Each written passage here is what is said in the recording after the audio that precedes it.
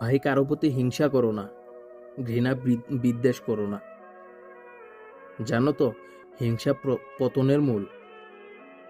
যদি তুমি কাউকে হিংসা করো, তবে তোমার পরাজয় সুনিশ্চিত, তোমার পতন হবেই। কারণ হিংসা কখনোই মানুষকে উন্নতি এনে দিতে পারে না। হিংসা পতনের মূল।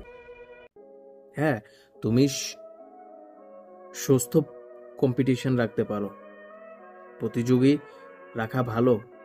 প্রতিযোগী প্রতিযোগী রাখলে তোমার চেষ্টা থাকবো তার থেকে বেটার কিছু করার, এটা রাখা ভালো। কিন্তু হিংসা করে নয়, সুস্থভাবে সুস্থ কম্পিটিশন করো, প্রতিযোগী রাখো। সে যেটা করতেছে তার থেকে বেস্ট করার ট্রাই করো, তার সামনে যাওয়ার ট্রাই করো, তাকে ফেল করার ট্রাই করো, নাম্বার 1 হওয়ার ট্রাই করো। কিন্তু হিংসা করে নয়, ভালোভাবে।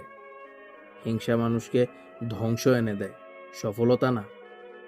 সবসময় মনে রাখবা, হিংসা মানুষকে ধ্বংস করে দেয়।